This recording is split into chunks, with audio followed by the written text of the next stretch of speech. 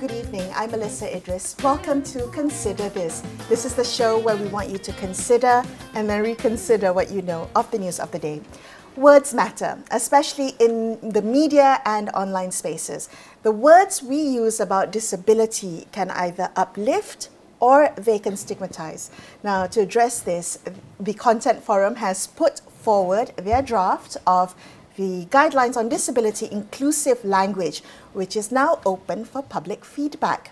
Today on the show, we'll explore how language can either reinforce stigma or open doors to inclusion, and why your feedback, your input on this review matters. So joining me on the show to discuss this further is Madiha Mahmood, who is the CEO of the Communications and Multimedia Content Forum. Content Forum is an industry forum registered under the Malaysian Communications and Multimedia Commission. I also have with me Hasbi Masputra Abu Bakar, who is the Community Engagement and Lived Experience Advocate for Sioman. Sioman is a disability rights collective, 100% led by persons with psychosocial disabilities. Both of you, welcome to the show. It's good of you to join me. Thank you. A big topic to talk about today, and one that I have long wanted to. Madiha, thank you for bringing this to our doorstep.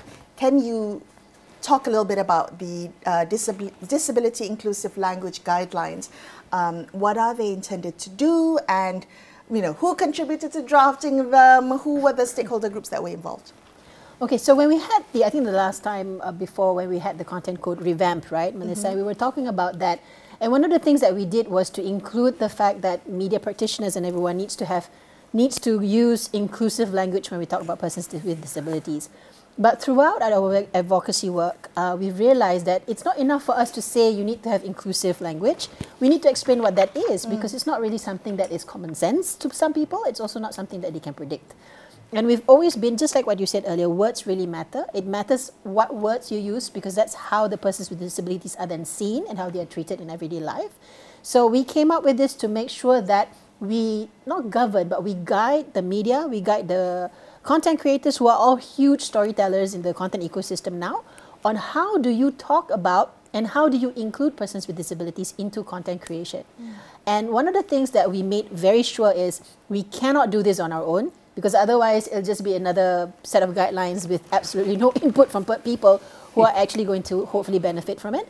So we started out with the subject matter experts, and Hasbi is one of them, who were included in the working group to help us develop these guidelines. And I have to tell you that it was just so invaluable to have them, because there was no way some of the issues that are now in the guidelines we would have thought of ourselves. Definitely. Hasbi, talk to me a little bit about your role in the guidelines, how did you and Sioman and other people living with disabilities have input into the draft guidelines? So first off, I'd like to thank Content Forum for actually facilitating the process, and that's actually the answer to it. Content Forum actually reached out to some of us who were active in online spaces in terms of disability, and asked if we would be happy, if we would like to be included in the working group. But even before that, we already had, I want to say, working experience together on certain issues like suicide decriminalization and how we should talk about suicide safely. So I think it was a natural evolution of that relationship. Okay. Before this, so were you happy that finally there was this guidelines for media and content creators? Did you see the need for there to be guidelines? Because previously there were none, right? Yeah, correct. I don't want to say, I don't think happy is the right word. Relieved. Relieved. Sure. Okay, long time coming. Yes. Because let me roll back and give some context. Disability inclusive guidelines are actually, disability inclusive language is actually an international obligation. Yes. So we ratified the CRPD, the Convention on the Rights of Persons with Disabilities, in 2010. And as part of that ratification, we rolled out our Persons with Disabilities Act.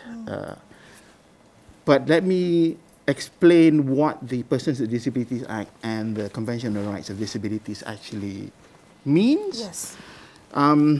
So the fundamental basis of the Convention of the Rights of Persons with Disabilities is the social model of disability. I'm going to read off the definition that we have right now. Those with disabilities are those who have long-term physical, mental, intellectual, or sensory impairments which in interaction with various barriers may hinder their full and effective participation in society. I want to unpack several things within the definition. Yes, please. So there is a health element. So a sensory impairment, whether it's physical, mental, intellectual, or sensory, a person who has one of these issues, interacting with various barriers, the result of that interaction is disability. The impairment is not the disability. I see. The interaction. With inaccessibility is disability. And when I talk about, when the Act talks about various barriers, that may mean the lack of a ramp, or that also may mean the lack of inclusive language that stigmatizes disabled persons. So this is actually, this disability inclusive guidelines are part of our international obligations when we ratified the Convention on Rights of Persons with Disabilities. It's such an important distinction to make, and I think you're right. Going into the definition reflects what it is that we're doing, right? So we have to be true to the clarity of the definition of what exactly is the disability, and not the kind of public perception or the stigma around it.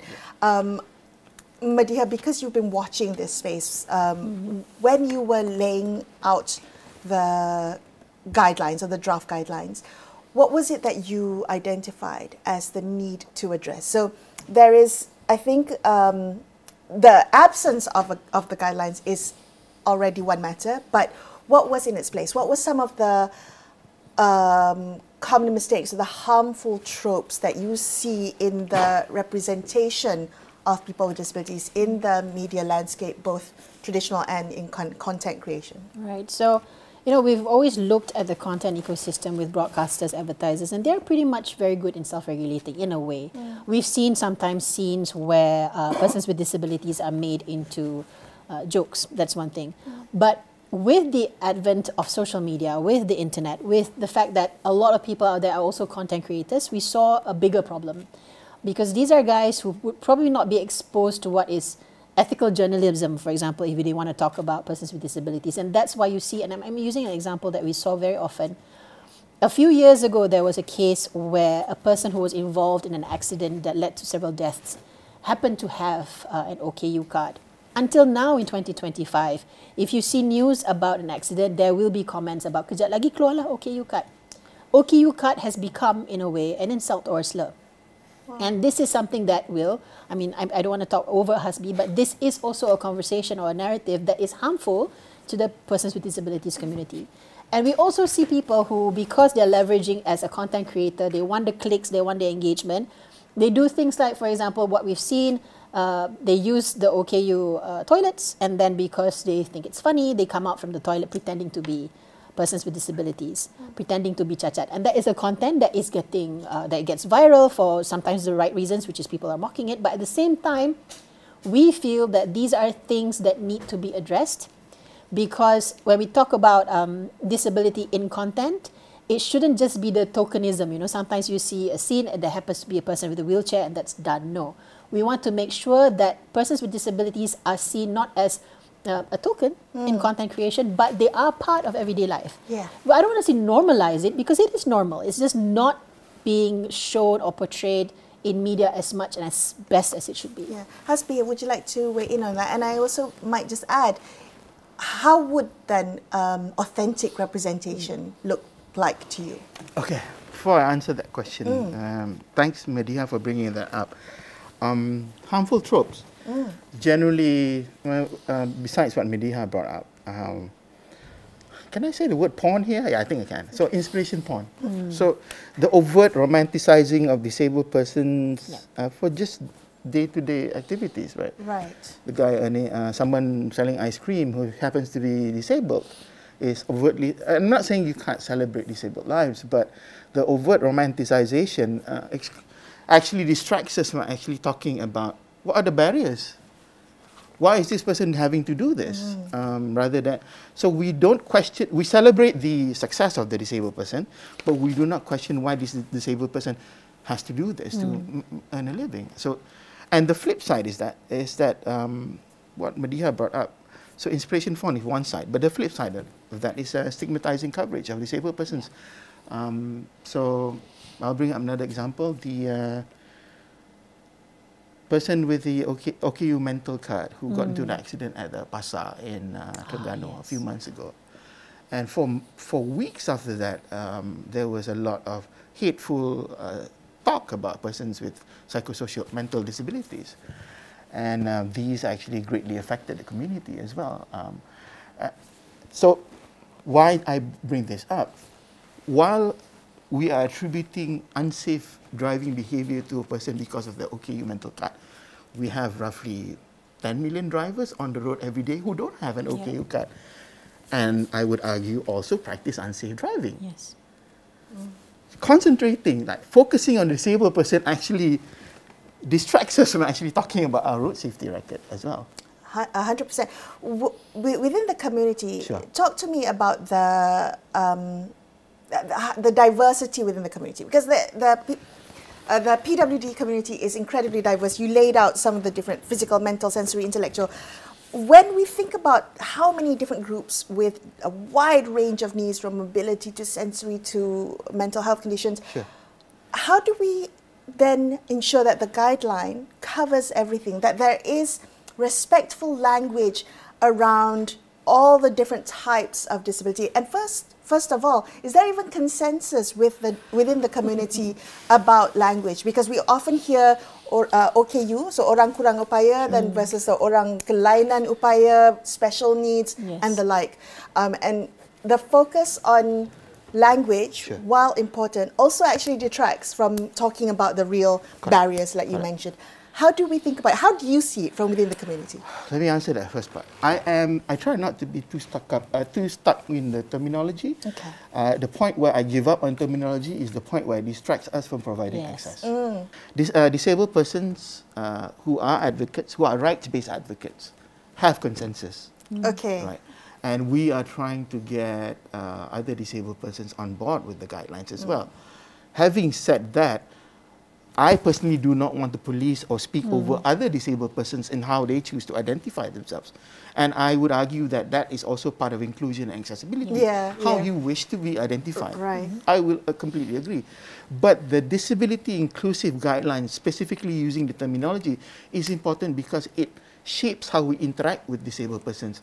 Are we looking at them as a medical problem to be solved? Or are we looking at disability as an outcome of how society is arranged? If we are looking at how society is arranged, disability as a result of how society is arranged, then the solutions present themselves easier. Right. Was it difficult to navigate the different stakeholders? And you're right, you know, every community is not a monolith. There's multitudes within a community. When you are putting together a stakeholder consultation with all the different moving parts, what was that like, Radia? It was a very interesting adventure for me, because I absolutely love the fact that they brought this up when we were developing the guidelines. The fact that, yes, the Persons with Disabilities Act use persons with disabilities. So that is the one that we use as well. But there are segments of the community who prefer disabled persons. There are also segments of the community who reclaim the not so good terms to use on their own. So what they did was they told us, we can put this as a baseline, as a compass for content creators and for the media. But the key principle is you must respect the person with disability. You ask them what do they prefer to be referred to. So if yes, the rule is person with disabilities. If they say that I would rather you call me a disabled person, or I prefer to be called special needs, then you respect that. So that's actually explicit in the guidelines. You ask the person what they prefer to be called. Okay. And does the differences in language come into play? So BM English, the different vernaculars that we have in the country, how does that work? Madiha Hasbi. Yes. So some words, even though translated, may carry different weight in the different languages. Right? So I've had some parents of disabled kids who will tell me, I'm fine with a person with disability, but I'm not fine with orang kurang upaya. That I prefer orang kelainan upaya. So that's something to be navigated as well. Having said that, while parents are important, I would still defer to the child. person, Yes. okay. The child, Yes. how would they wish to be Yeah. referred to? And as they grow up, I'm quite sure that they will learn to form their own identities as well, and maybe come to a new term that they wish to be used when referring to them. And I think it's also important. One thing that we did bring up was that the guidelines must be. The guidelines must move with the times. Yeah. So there were mechanisms that we asked for where the guidelines could be specifically revisited if a certain threshold was made. So if members of the public said, I don't like this term anymore, can we discuss it? Yeah. So this was an idea. So, and this is also part of accessibility, because Yes. good accessibility doesn't arise in a vacuum. It's a result of an iterative process. So you start and you learn and you improve the processes. Because language change Over time. and Yes. social norms change right. over time. So the guidelines need to also be a sort of living document in a sense. I also am quite curious. What I'm also quite glad about for the guidelines is that for media practitioners like myself, I often have to go to other websites like the BBC or the AP style guide to look at how disability inclusive language is practiced there. But I know for many other people, the lack of having a kind of clear standard or clear guidelines have caused for many media practitioners to not include people with disability, the voices of people with disabilities. So having something to hold on to actually allows for more inclusion. When you see the participation of people with disabilities in the media being asked about issues that are not to do with disabilities, Sure. how would you assess the current landscape, if I may? Are you being asked for your opinions on other things besides, living with a disability? Sure. I mean, thank you very much for asking that question. I think it's not asked enough. Because I personally don't want disabled advocates to just continue working in disability. And I think it's very limiting. I think it's also very segregationist an approach to only think that. Let me just bring up an example. So I have a few friends with disabilities, one of them being blind, and he related to me that some of the microaggressions that he has experienced. So when he meets a new person and they find out he's blind, ini mesti pandai menyanyi. The stereotype of a blind person being... Okay, but however, having said that, I want to say this. Involve disabled persons in discussions about labour rights, involve disabled persons in discussions about climate crisis, because we are 16% of the population. I think we should be everywhere. I think it's very limiting to only ask disabled persons about disability. I think it's very limiting. It borders on stereotypical. Are the medias in accessible formats now? I mean, recently we have had a push to include more closed captions, more sign language interpreters. Yes. Are you seeing forward momentum? I want to be positive, right? Okay. So I want to say, yes, there is some positive momentum, but there is... more could be done, more should be done. I don't want to say more could be done, more should be done, because disability rights has been a largely ignored segment, right, for a very long time. Let me just bring up one fact that may help contextualize it. We have 700,000 registered disabled persons in Malaysia, right, as of beginning of this year. But the WHO and many other organizations estimate 16% of the population is disabled. Worldwide, there's over 1 billion people. In Malaysia, 16% is 5 million people. Wow. And that's not including persons disabled by association, care partners, family members, friends, right? We are only resourcing based on 700,000. We're not resourcing based on 16% of the population. All the OKU parking lots, all the disabled toilets are based on 700,000 registered persons. So while there has been some progress in more inclusive messaging, more inclusive, let's say, news coverage, we have sign language interpreters, it's barely a drop in the ocean. Barely a drop there. Okay. So the public review of the guidelines is now ongoing. Talk to me a little bit about what kind of feedback you're looking for. so for the people watching tonight who want to contribute, who want to have their voices included, how should they submit? What kind of feedback are you looking for? And talk to me about the parameters. We're looking at getting as much feedback from as many people as possible, from all stakeholders, because from experience we've realized that a lot of the times that we come up with these guidelines, there are several factors that we might not consider from the perspective of a media practitioner or content creator.